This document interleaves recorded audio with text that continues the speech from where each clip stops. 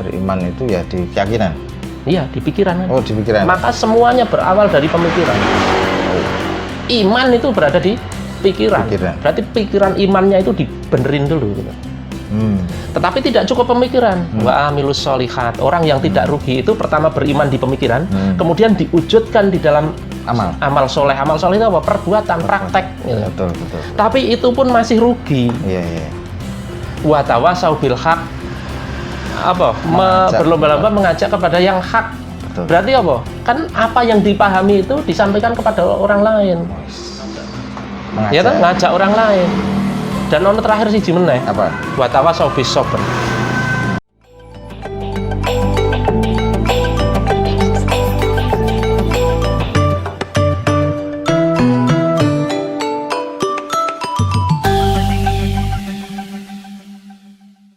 Oke, tadi setelah sedikit kita jeda ya, Yono istirahatnya bareng bro, ya ada suara adzan ya. Kita lanjutkan obrolan kita tadi sampai mana? Tadi kita ngobrol soal kenapa sih kok berdakwah? Ya, berdakwah terus Mas Doni sampaikan tadi surat Al-Asr itu. Piye itu? Ya sudah tadi itu. Oh sudah. Wes ketuk mau kayak lo. Pendek sekali ya? Iya. Ayat yang pendek tetapi sangat menginspirasi. Dan kalau saya lihat Mas Doni ini setelah hijrah itu tidak hanya sekedar hijrah untuk dirinya. Hijrah pemikiran itu menjadikan dia kemudian menjadi inspirator hijrah. Wih, keren ya. Artinya apa? Dari hijrahnya Mas Doni ini kemudian bisa menginspirasi banyak orang untuk hijrah. Permasalahannya Mas Doni, orang itu hijrah, itu ikut-ikutan Mas Doni, itu bisa jadi dia cuma hijrah tidak sekedar pemikiran, tapi hijrahnya perbuatan. Tadi kan ada dua itu. Dulunya dia musisi, ratau sholat. Wah, melihat Mas Doni kemudian ikut sholat, terus sekarang rajin sholat, ya masih dalam kubangan kehidupan yang seperti itu misalnya. Kemudian dan lain sebagainya. Jadi seakan-akan dia hanya ingin mendapatkan kepuasan secara spiritual saja gitu. Nah, ini gimana fenomena yang seperti ini Mas Doni? Misalnya, dia koruptor, dia juga bergelimang dengan riba, tapi kemudian selesailah dia sudah hijrah. Kenapa? Dia sudah sering naik haji, ya kan? Dia mendapatkan ketentraman batin dan gimana itu? Bener nggak hijrah yang semacam itu kira-kira? Jadi sebenarnya hijrahnya itu sebagai semacam pengganti obat penenang. Kalau seperti itu kan hijrahnya itu pengganti obat penenang.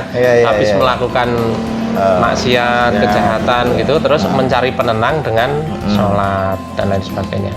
Padahal fungsi dari hijrah, artinya kita mendekat kepada Allah, itu bukan untuk itu. Bukan untuk kemudian biar hati kita tenang, itu bukan. Walaupun nanti efeknya tenang itu betul. Betul, tetapi tujuannya bukan itu. Tujuannya adalah menggeser dari jalan kita yang serong, tidak menuju ke tujuan yang benar, tujuannya surga, tapi menyerong ke tempat yang lain. Itu yang diharapkan adalah hijrah itu menggeser tujuan ini, bukan mencari penenangan diri. Betul. Karena itu masih banyak kemungkinan orang yang seperti itu nanti akan kembali lagi dengan kebiasaan lamanya. Betul, karena gini, dia rajin ibadah itu karena resah setelah maksiat. Betul. Kemudian dia sebenarnya resah ibadah. Nanti kalau sudah tidak resah, dia akan tinggalkan lagi ibadahnya. Ibadah itu cuma kalau pas resah saja, jadinya seperti itu. Padahal kan bukan itu yang seharusnya, itu bukan seperti itu. Begitu. Jadi sebenarnya dalam titik itu bisa dikatakan sebenarnya dia belum hijrah. Cuma mengganti obat penenang itu dengan ibadah. Dan hijrah yang mungkin sebenarnya yang hakiki itu adalah hijrah secara benar-benar mengubah garis hidupnya, mengubah tujuan hidupnya yang berawal dari sebuah pemikiran. Kemudian mengubah semuanya itu artinya seluruh perbuatan kita, seluruh kebiasaan kita masa sebelumnya yang tidak sesuai dengan perintah Allah, yaitu kita tinggalkan. Itu baru namanya hijrah. Walaupun bukan namanya manusia kan pasti ada khilaf-khilafnya ya. Benar, Terus setelah hijrah itu sekali dua kali melakukan kesalahan itu ya masih manusiawi. Maklum lah, Tetapi bukan kemudian maksiatnya itu tetap jalan terus tanpa ditaubati, kemudian cuma melakukan sholat untuk obat penenang itu bukan yang seperti itu. Benar. Nah, ternyata Mas Doni juga tadi itu ya pernah mengalami hijrah, kemudian dan saya yakin ya untuk merubah sesuatu dari sesuatu kebiasaan yang lama dengan yang baru itu kan bukan sesuatu yang mudah. Ya. Nah gitu kan. Seperti hanya dulu kalau kita terbiasa nulis dengan tangan kanan, sekarang tulis dengan tangan kiri, pasti akan yang terjadi apa? Wes tolah awut-awutan lah, hasilnya buruk. Pernah nggak terpuruk dalam kehidupan ini ketika kemudian wah aku hijrah kok ternyata gampang ya gitu. Ya. Pernah nggak mengalami itu? Mungkin dari bisnis lah, dari apalah gitu. Iya. Ya sebenarnya secara bersamaan, secara simultan antara kejatuhan dengan hijrah itu simultan terjadi bersamaan. Bahkan bisa dikatakan saling memicu. Oh gitu ya? Ya.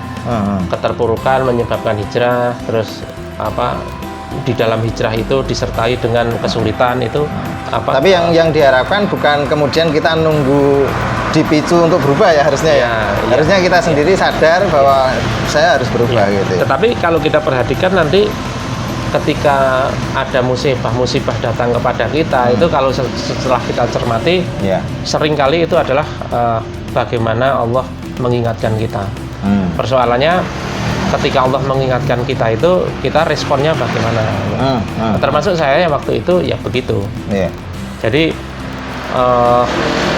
pada satu titik itu bisnis yang saya jalani ambruk. Proses ngajar di kampus itu juga terhambat dan lain sebagainya. Pada sampai satu titik ya karena utang riba bank tadi ya, bisnisnya utang riba bank, termasuk saya kuliah S2 dulu juga utang riba juga. Oh iya ya. Jadi begini, saya itu kan honorer dosen honorer. Kemudian biar jadi PNS kan harus kuliah S2. Betul. Biar bisa masuk gitu kan. Nah, waktu itu ya karena belum paham tadi pinjem bank untuk kuliah. Ya. Nanti maksudnya dari kuliah itu masuk PNS, kemudian bisa bayar. Nah, kan karena gitu. Nyicil. Tapi ternyata apa? Ketika bisnisnya pakai riba, bahkan sekolahnya pakai riba, itu ternyata zong semua. Bisnis itu merugi semua. Saya ngajar musik itu muridnya habis semua. Proses CPNS itu gagal semua. Padahal sudah honorer dan sudah S2. Wah, harusnya tinggal sedikit lagi ya. Tapi memang kayak Allah itu menyusun rentetan itu, rentetan peristiwa. Plus berbarengan dengan yang saya cerita diskusi tadi. Jadi diskusinya itu intens, persoalan hidup juga intens gitu. Jadi ketemu itu loh, ketemu jelek gitu. Nah, sampai kalau saya di titik itu kemudian hijrah itu menurut saya ya wajar sekali karena memang titiknya itu benar-benar terakumulasi di situ. Nah, setelah titik terendah itu tadi, saya memutuskan untuk hijrah itu meninggalkan semuanya. Meninggalkan bisnis yang dulu, meninggalkan yang dulu, pokoknya semuanya. Karena semuanya itu terkait dengan jalan yang tidak benar tadi. Kemudian saya lepas dari itu, tidak memulai dari nol, tapi memulai dari minus. Memulai dari minus ya. Dari minus terus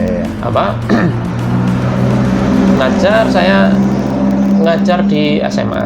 Akhirnya untuk bertahan hidup, ngajar di SMA Al Azhar Jogja. Terus ngajar di kursus-kursus masih, tapi bisnis sudah hilang semua. Oh iya. Nggak punya. Nah, dalam kondisi seperti itu termasuk keluarga segala macam, cerai berai. Nah, kemudian ada titik di mana saya pengen memulai berbisnis lagi, tetapi dengan pola yang tidak riba. Wes. Berarti sudah mulai Itu sudah mulai menemukan Haji, jalan, sudah ditunjukkan jalan yang benar, dan ini mulai menyusun kehidupan baru. Mulai menyusun kehidupan baru. Lah saya pengen bisnis tapi sesuatu yang tidak menggunakan modal, karena cari modal kemana? Di mana? Sore untuk riba gitu. Benar. Akhirnya saya ketemu dengan seseorang, namanya Mas Haryo. Yang nyoteng. Yang nyoteng ini ya. Wah. Gedene semua ini. Tak goleki nang kene ra entuk jebule nang isor iki. Waktu itu gini, ceritanya gini. Saya pengen punya usaha lah yo, istilahnya di samping kerja itu pengen penghasilan tambahan. Betul. Mas Haryo jualan kaos sorban. Wah. Tak tanya, Mas. Kelingan ra, Mas? Takon ku piye, Mas? Beda. Kalau dagangan orang. Dagangan sekon dia, Mas. Oh, ini ngambil dari Mas Radif namanya. Mas Radif. Itu dia memang desainer pertama kaos sorban di Indonesia. Di Indonesia sebelum yang lain-lain. Yang punya ide pertama itu dia. Wah, ya. Mbok aku dikenalke sama dia, Mas. Ya ayo, nah, sama ke sana ke tempat Mas Radif. Saya nembung, Mas, boleh nggak saya ikut jualin kaos sorban? Akhirnya dia kan punya 2 produk. Tawaf sama Kufia. Karena Tawaf itu sudah dipegang Mas Haryo, marketingnya saya dikasih Tawaf. Kufia. Ya udah jalan, Mas. Saya waktu itu start pakai Facebook Ad. Ingat banget, modal pertama itu 100.000. 100.000.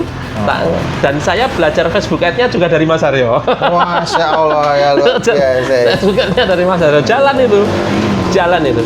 Setahun, kurang lebih setahunan lah jalan.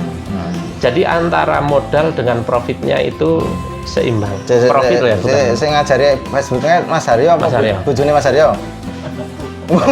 Iya, Mas Haryo ya. Kayaknya dua-duanya. Tapi Mas Haryo sih. Cuma mereka kan berdua. Aku ketemu mereka berdua. Sekaligus gitu. Ben adil. Ya, oke. Misalnya ya, saya pertama itu 100.000 itu di set seminggu ya Mas ya, kalau nggak salah ya, seminggu. Nah terus nanti kita naikkan. Nah kalau modal 600.000 waktu itu di bulan-bulan pertama kedua itu modal 600.000, profit ya, bukan omset ya, profitnya 600.000. Modal 1 juta, profitnya 1 juta. Melaku. Keren ya. Wah, luar biasa, seneng banget itu. Seneng banget, sudah mulai bisa jalan usaha lagi tanpa bingung modal. Nah, bedanya gini, Mas. Dulu itu ketika mau bisnis, zaman dulu ya, sebelum hijrah ya. Ketika mau bisnis itu bingungnya 2. Bingung nyari peluang, 1. Setelah ada peluang, bingung nyari modal. Lah setelah sekarang itu peluang itu nggak bingung. Selalu ada. Ya, karena peluang itu kan yang ngasih kan Allah kan. Yang ngasih Allah. Betul. Terus modal itu apa? Modal itu ternyata apa? Tidak selalu uang. Modal yang utama itu apa? Kekancan. Nah, nyatanya tadi saya dari Kekancan loh itu. Dari Kekancan. Dan nanti ada konco lain lagi yang nanti kisahnya sampai.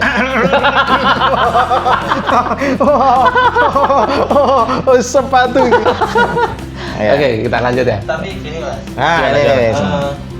Cerita kayak tadi itu kan mungkin membuat orang yang malah jadi takut hijrah. Harus meninggalkan semuanya. Keluarga ditinggalkan, bisnis ditinggalkan, kerjaan ditinggalkan. Nah, apakah memang harus ditinggalkan? Apakah diperbaiki aja? Bisa. Tidak selalu ditinggalkan. Bisa diperbaiki. Contohnya apa? Ya, misalnya motor rusak, tidak harus dibuang toh, diperbaiki. Bisnis kan bisa. Bisnis bisa diperbaiki. Cuma persoalannya waktu itu saya itu ya kayaknya Allah mentakdirkan untuk meninggalkan semua gitu. Kondisi kan saya nggak bisa cerita secara detail bagaimana, kenapa harus saya tinggalkan semua. Tapi banyak juga teman-teman yang tidak harus meninggalkan, tapi ditandani gitu. Lah kebetulan di saya itu wabah tinggal. Berarti bener-bener apa yang ditinggal. Pengen menghilangkan bukan pengen, ya karena memang harus gitu. Tuntutan untuk ada ditinggal. Gitu. Jadi ada tolok ukur nanti, Mas. Kapan itu bisa diperbaiki, kapan itu memang mau nggak mau harus ditinggal dan diganti. Nah, nek sampai harus ditinggal dan diganti itu memang kondisi niki berarti apa wis parah. wis parah bener. Nek urung parah ki sebenarnya bisa ditandani, itu bisa. Perbaiki mungkin apanya yang salah. Iya. Gitu ya. Oke, kembali lagi ke cerita saya tadi ya. Saya jalan jualan itu kaos sorban itu. Sambil saya bekerja. Sudah tidak lagi di SMA Al-Azhar. Keluar dari SMA Al-Azhar, saya kerja di Syafaat Markom, perusahaan branding. Oke. Nah, kerja di sana ya sambil jalan usaha itu, tapi udah mulai lesu itu. Karena algoritma Facebook itu kan berubah terus. Itu udah tidak bisa jalan. Nah, di luar algoritma juga produknya tidak improve. Produknya itu saja tidak improve, jadi tidak jalan. Nah, pada kondisi seperti itu yang saya ceritakan tadi, dakwah tetap jalan. Nah, di dalam kebutuhan dakwah dan kebutuhan belajar itu, saya sampai pada satu titik pengen belajar tafsir Quran. Pengen banget. Yuk neng di gitu, usia sudah segitu, sudah tidak di pondok, tidak mau belajar sama siapa. Nah, pada suatu hari di masjid kampung saya, di tempat saya ngontrak, itu ada mubaligh, Ustadz Zaini Munir Fadoli. Beliau terkenal mengisi khutbah di sana, dan kalau ngisi tafsir memang bagus. Beberapa kali ngisi tafsir di masjid itu. Terus saya memberanikan diri, Ustadz boleh nggak saya ngaji tafsir ke panjenengan? Wah, Mas Doni pengen ngaji tafsir? Oh iya, pengen sekali. Kebetulan setiap Senin sore di rumah saya itu ada kajian tafsir, ada 2 orang siswanya. Berarti kan intensif. Intensif ini. Intensif kan beruntung sekali itu. Iya. Gitu ya. Saya datang hari Senin, nggawa Quran, nggawa apa. Siap-siap kayak nggawa Quran terjemah. Ternyata tafsirnya langsung dari bahasa Arab. Waduh. Saya ya baru belajar bahasa Arab dari YouTube waktu itu. Langsung kon maca. Yes, grodal-gradul enggak karuan. Kita aku mbiyen tau tok jak ya. Apa? Ya lali. Pisan tok. Habis itu ditanya sama Ustaz Zaini. Mas Doni belum belajar bahasa Arab. Ya sudah, belajar sendiri di YouTube itu. Di Ma'had YouTube. Ma'had YouTube itu begini. Ini bagus teman-teman yang pengen memulai belajar bahasa Arab sendiri. Saya pakai bukunya Dr. Abdul Rahim dari Universitas Madinah. Dr. Abdul Rahim punya buku, dan buku itu diajarkan oleh muridnya beliau langsung, namanya Asif Maherali. Ngajarnya di California. Kemudian disyuting di YouTube, diunggah di YouTube. Lah, kita bisa mengikuti dengan membuka buku tafsir, buku bahasa Arab itu, dan menyimak videonya itu step by step, itu enak sekali, gampang sekali. Itu kalau teman-teman pengen memulai sendiri. Dan waktu itu saya baru belajar itu, tapi lumayan sudah membantu. Terus Ustaz Zaini menawarkan untuk gimana kalau kita tambahi bahasa Arab. Wah, yo senang sekali. Akhirnya dua kelas. Esok kayak ya. Jadi 2 kelas. Jadi kelas tafsir sama kelas bahasa Arab. Kelas tafsir, kelas bahasa Arab. Nah, saya akhirnya mengikuti beliau lama, beliau. Dan akhirnya dari saya mengikuti beliau itu, beliau semacam mengkader saya lah. Saya diposisikan di masjid kampung itu sebagai pengganti beliau. Kalau beliau nggak bisa. Lama-lama bikin forum yang memang isinya kami, forum minggu pagi, isinya beliau, terus ada saya gantian itu, per pekan ganti orang itu artinya apa? Memposisikan saya. Ya. Ini yang namanya kalau kita mau dakwah kemudian belajar ilmu itu, Allah akan memuliakan kita itu ya hal-hal seperti ini. Yang di luar jangkauan pikiran kita, di luar dugaan kita. Nah, sampai pada titik itu saya dapat posisi di masjid. Artinya di masjid itu udah mulai dipercaya orang jadi imam dan lain sebagainya. Nah, dalam kondisi seperti itu, rumah kontrakan saya itu nggak bisa digunakan. WC-nya mampet. Wah, itu pas bulan Ramadan susah sekali itu. Saya ya berdoa lah pas bulan Ramadan itu, ya Allah berikan kontrakan pengganti yang lebih nyaman. kalau bisa di kampung ini. Karena apa, meninggalkan masjid yang sudah dikelola tadi itu sayang sekali. Waktu itu minta kontrakan ya, bukan mendapat rumah, dapat bisa beli belum ya? Ya rada realistis ya. Ojo kemaruk bro, sithik-sithik itu. Wis suka terpuruk kok terus pokok sithik bertahap ya. Iya, kontrakannya ngono kuwi. Dari yang kontrakan biasa lebih bermartabat gitu ya, lebih baik gitu. Nah, yang mengejutkan apa, setelah Ramadan itu Idul Fitri berarti ya, Ustadz Zaini itu pindah rumah. Ustadz Zaini pindah rumah di kampung sebelah. Pas bangun rumah itu saya ikut bantu ngecor. Terus rumah yang ditempati kan kosong. Betul. Terus saya tanya, Ustadz, rumahnya kok kosong? Mau dikontrakkan atau gimana? Oh iya. Kan ada rukonya itu. Rukonya mana? Ya ini yang sekarang kita syuting ini. Oh ini ya? Iya ini. Ini rumah beliau ini. Rumah beliau. Terus boleh nggak saya kontrak? Oh itu mahal loh Mas, soalnya ada rukonya. Ya berapa Tad? Menyebutkanlah angka. Ya ngomongnya 25 juta lah. 25 juta. Saya waktu itu cuma punya duit 5 juta. Ya cukup lah itu. Ya ora cukup loh. 25 juta aku duitnya 5 juta kok. Tambahin loro. Oh iya, cuma tambahin loro bener. Cerdas aja. Iya, 2 kali 5 juta ya. 2,5. Nah, saya bilang ke beliau, Ustadz boleh nggak kalau saya kontrak, tapi saya bayar 5 juta dulu, nanti sisanya sambil jalan. Saya punya perhitungan sih, waktu itu saya ada beberapa bisnis itu sudah mulai bisnis ya, ngurusi medsosnya lembaga wakaf. Nah, kemudian perhitungan masuk ini, terus Ustadz Zaini, lu Mas Doni mau bikin bisnis? Iya, saya cerita saya punya bisnis online. Nah, kalau ada ruko, siapa tahu saya bisa buka offline. Nah, akhirnya boleh sambil ya udah boleh. Istilahnya untuk seduluran, untuk mendukung sesama umat lah. Monggo, sudah 5 juta saya serahkan. Saya nggak punya duit lagi, cuma duit 5 juta itu. Ya paling duit beberapa ratus ribu untuk bertahan hidup lah. Betul. Dan saya pindah masuk ke ruko ini. Dalam kondisi nggak punya duit, rukonya kosong. Punya ruko tapi nggak punya dagangan. Modal nekat. Modal nekat. Habis itu apa? Tapi caranya ngisi toko ini. Saya nelpon Mas Radif tadi, yang punya kaos shotgun tadi. Mas punya nggak dagangan? Saya membuka ruko, saya menyewa ruko, tapi nggak bisa pula dagangan, nggak punya duit sama sekali. Terus punya Mas, biasanya nggak punya stok. Tanya Mas Haryo, jarang Mas Radif punya stok. Pas itu punya stok, sak karung digawa ini Mas, sak karung gawa ini termasuk membawa raknya itu. Jadi itu nggak beli ya? Enggak. Itu suruh market. Titip jual. Titip jual. Kan baru isi kaos toh. Terus saya telepon orang lagi. Namanya Kang Anaris. Mana orangnya? Dia.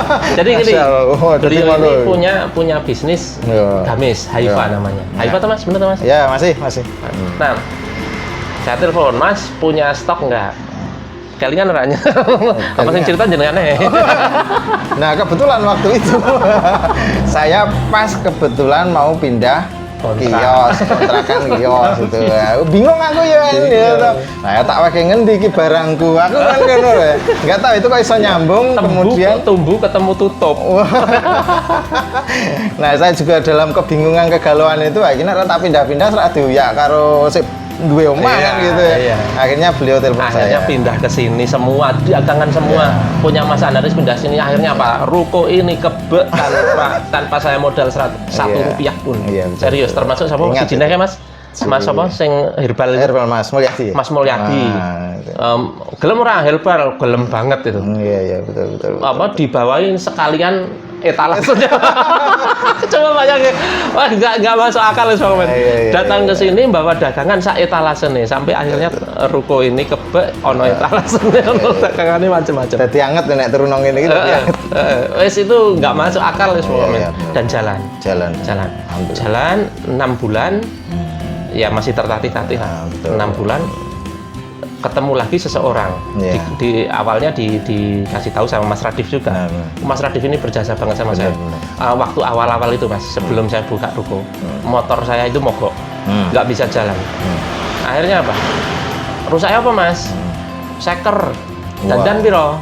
300, langsung dikasih kono, lebok gak bengkel gitu. Mas Radif itu gitu. Itu gitu. Terus saya waktu itu motor itu sebelum itu ya, motornya nggak bisa jalan. Cari-cari sopo ya sing duwe motor. Mas Aryo pernah minjemi motor ya Mas ya. Mas Aryo pernah minjemi motor. Terus habis itu dipinjemi sama Agus Bakul teman. Motornya Grand sampai sekarang masih ada. Oh iya. Jadi nanti udah hilang kan tutupnya barang. Itu jadi dulu. Jadi gini Mas. Kalau kita cerita bahwa ketika hijrah itu kita meninggalkan banyak hal, kehilangan banyak hal, termasuk kehilangan teman. Bener. Tapi jangan salah, dapat pengganti. Betul. Kita kehilangan banyak teman, tetapi kita dapat teman baru yang jauh lebih baik. Lebih baik. Saya zaman dulu kesulitan gitu mana ada orang nolong, mana ada temen nolong. Temen punya harta banyak ya jublek aja lihat temennya kono-kono masalahmu dengan teman yang seakidah, teman yang seperjuangan ini jenenge lihat teman kesusahan itu wes tidak pikir panjang bantu gitu Mas. Betul. Jadi jangan takut hijrah itu kehilangan sesuatu, tetapi juga pasti mendapatkan ganti yang lebih baik. Benar. Nah itu cerita tadi teman. Ini kembali ke teman lagi. Dari Mas Radif tadi ketemu namanya Mas Jam. Mas Jam. Di Instagram namanya Mr. Getske. Mr. Getske itu ngajak bikin brand sandal. Sebelum ini ngajak bikin brand sandal. Sandal Bilal namanya. Bilal. Gini, awalnya gini, Mas, aku punya molding itu cetakan bawah sandal ini nggak dipakai. Yuk kita bikin brand yuk. Apa Mas? Sandal umroh, jenengan bikin bikin brandnya. Terus saya mikir, dapatlah nama Bilal. Karena terinspirasi dari sandal Bilal yang terdengar di surga itu ya. Jadi kita bikin itu. Nah, waktu itu saya masih kerja di Syafaat. Terus saya bilang sama Mas Jan itu, Mas, saya pengen menseriusi Bilal ini. Tapi namanya serius bisnis, orang mungkin aku isi karo ngantor Mas, pasti nggak bisa. Piye ya caranya? Waktu itu saya kepikiran jualan sepatu KW itu. Mbok saya dikasih link sepatu KW, diketawain sama dia. Wah, jare hijrah, jare ngaji, dodolan sepatu KW ra oleh gitu. Ya segini aja. Dia punya brand Getske. Tapi waktu itu belum sepatu. Masih insol kayak gini. Insol itu daleman sepatu. Ya, ini bisa alasnya ya. Ini dalamannya sepatu gini. Nah, gitu. Waktu itu baru ininya dulu. Terus ya wes yuk ngrewangi aku membangun brand Getske ini. Saya dipasrai Instagram Getske Official bangun brand itu. Betul. Jalan ya mungkin sekitar 6 bulan mengembangkan ke sepatunya bukan yang ini, masih yang tipe-tipe pertama dulu. Mengembangkan sepatu dan itu jalan sampai hari ini. Dagangan insol pertama saya itu di drop sama Mas Jam itu. Lagi Mas, udah tak drop 100 pasang, bayarin nanti kalau sudah laku separuh bayar. Betul. Termasuk sampai sepatu itu ya sampai sekarang kayak gitu. Nah, itulah namanya saudara seiman itu kayak gitu. Dan akhirnya dia benar-benar membuktikan bahwa bisnis itu modal yang pertama itu tetap bukan uang. Modal yang pertama itu adalah relasi, jaringan, pertemanan, dan apalagi kalau temannya itu adalah teman yang baik, yang sama-sama menginginkan kebaikan, berjalan dalam sebuah kebaikan. Itu bener-bener saya ngalami bisnis zaman dulu. Ketemu konco iki isine gontok-gontokan, nyari modal ketemu riba, sikut kanan, sikut kiri.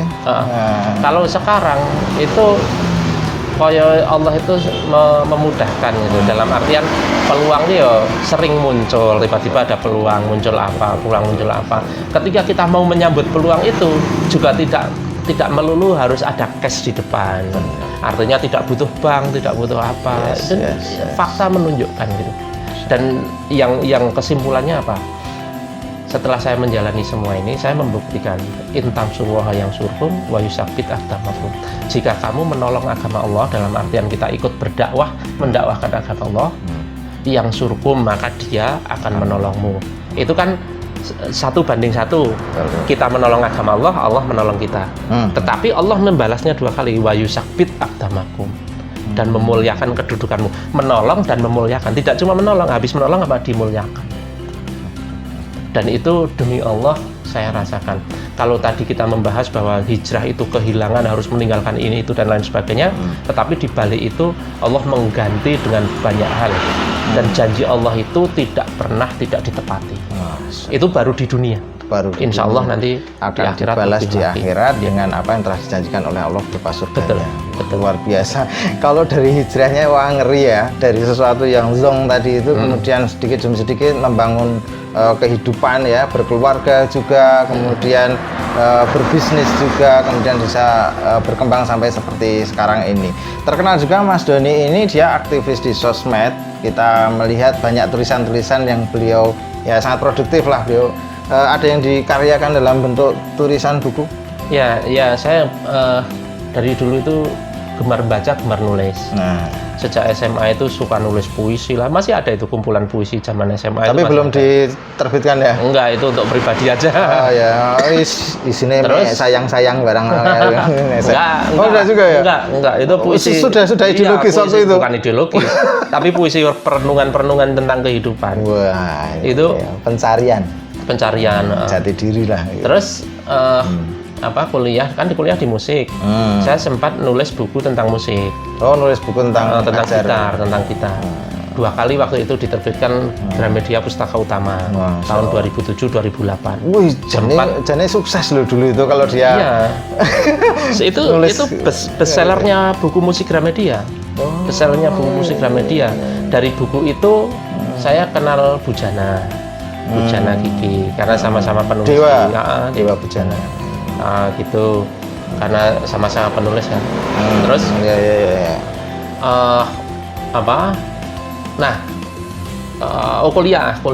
kuliah terus banyak nulis artikel akademis di jurnal-jurnal. Pernah nulis di media massa, di koran-koran lokal kayak KR gitu pernah. Nah, terus ketika dakwah itu, ketika mengazamkan diri untuk dakwah, maka lagi-lagi mengubah semua itu. Tidak cuma seni, tidak cuma bisnis, tulisan juga berubah. Tulisan yang tadinya ditujukan kepada akademis, ditujukan kepada seni, sekarang tujuannya apa? Tulisan dakwah. Dan dakwah itu intinya apa? Intinya itu harus menyampaikan sesuatu kepada orang dengan simple, mudah diterima. Simple, mudah diterima, dan menyampaikan apa yang harus disampaikan. Tidak tanpa tedeng aling-aling. Wah, ini so dianggap radikal kayak Mas? Ya memang. memang radikal. Radikal itu apa sih? Nah, siapa mana iki? Radikal itu dari kata redik. Redik akar. Ada alnya itu radikal itu bersifat mengakar. Ya namanya orang itu berpikir itu harus bersifat mengakar, harus mendalam, harus sampai ke titiknya. Jangan cuma permukaannya toh. Misalnya ya kita mau menyelesaikan persoalan gampangannya tanaman perdu. Tanaman perdu di depan rumah kita setiap hari kita potongi daunnya, kita potongi daun-daunnya. Besok 2 hari lagi udah tumbuh lagi. Betul. Kalau pengen selesai gimana caranya? Cabut akarnya. Harus dari akar. Pohon sampai jadi harus akarnya. Harus radikal. Emang harus radikal. Nulis juga harus radikal. Nulis buku juga harus radikal. Nulis buku harus radikal. Ini jadinya ini. Beyond radikal. Yang desain covernya siapa? Mas Haryo. Mana tuh orangnya? Harus ketemu nih guru kuy juga. Coba lihat bukunya. Itu terbit juga ketemu teman yang lain juga. Iya. Yang membiayai teman-teman Pontianak, Mas Pai namanya. Dia sastrawan Pontianak. Wah, sekarang. Wah, intinya pokoknya teman semua, Mas. Teman semua. Bayan radikal. Teman lama ya? Bukan, teman baru semua. Teman baru langsung semua. Bisa kolaborasi, langsung bisa membentuk jaringan. Dan teman lama, hampir 90% teman lama menjauh, Mas. Iya. Gitu ya. Dan datang teman baru. Dan saya tuh nggak nyari, datang gitu. Teman baru itu datang. Oke. Wah. Ini terinspirasi dari tulisan-tulisan yang ada di iya sebenarnya ini tulisan sosmed itu biar tidak sayang cuma di sosmed, dibukukan, dihardcopykan. Oh iya. Ini dari kalau nggak salah 2016 2018 kalau nggak salah. Oke. Jadi yang 2019 2020 ini belum. Betul.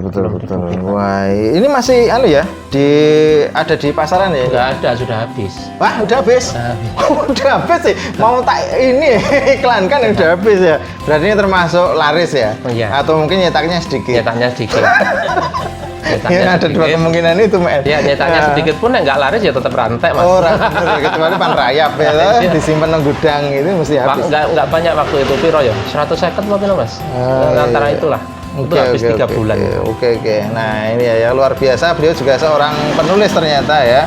Dan yang asik gini, nulis untuk dakwah itu karena tadi harus tepat sasaran dan serius ini mengubah orang gitu kan. Dan media sekarang itu kalau kita nulis di media massa, di koran itu pasti kan banyak diedit, banyak dipotong sesuai dengan kepentingan mereka. Dan akhirnya kita hari ini punya media sendiri, media sosial yang kita lebih leluasa untuk membuat tulisan-tulisan kita tanpa diedit orang. Nah, akhirnya saya memutuskan untuk saya nulis dakwah di media sosial. Waktu itu pertamanya di Facebook panjang gitu kan, terus ketika kenal Instagram ternyata captionnya kan harus pendek. Akhirnya bagaimana caranya mau tidak mau pemikiran yang seperti itu harus dikemas di dalam beberapa karakter yang terbatas itu. Dan sampai sekarang terbiasa saya kalau nulis ya segitu. Betul. Topik-topik apa itu gimana caranya ditulis di sependek itu. Yang jelas, singkat, padat, berisi, mengena. Langsung to the point, apa yang mau disampaikan. Sehingga terkesan ya memang belak-belakan apa yang disampaikan. Meskipun juga ada mungkin tulisan yang kayak satir, kayak tulisan yang mungkin maknanya apa sih? Baru tahu kalau kemudian selesai membacanya sampai selesai. Luar biasa siang hari ini ya. Mas Aryo, wis ngelirung ya. Ya luar biasa karena kita sudah kayaknya kenyang banget nih dapat inspirasi yang pas lah gitu ya. Jadi dari awal sampai akhir itu ya semuanya menginspirasi kita semua ya, luar biasa ini Mas Doni. Ada yang mau ditanyakan nggak Bang? Cukup ya? Alhamdulillah teman-teman semuanya, sahabat-sahabat semuanya, saudara-saudara semua yang telah mantengin, telah menyaksikan video inspirasi pada siang hari ini, luar biasa kita dan insya Allah nanti kita akan sambangi kakaknya Mas Doni ya. Kakaknya Mas Doni juga seniman dan dia punya karakter seninya adalah dalam melukis ya. Seperti apa? Nah, lain kesempatan kita akan bertemu dengan beliau, kita sambangi dengan apa yang beliau lakukan, aktivitasnya ya sampai sekarang. Terima kasih Mas Doni Riu. Mas Doni Riwanto. Terima kasih sudah mantengin, sudah menyaksikan video-video di channel ini bersama Kang Anaris on stage. Because channel inspiratif. Oke, terima kasih Mas Doni. Oke, assalamualaikum warahmatullahi wabarakatuh. Warahmatullahi wabarakatuh.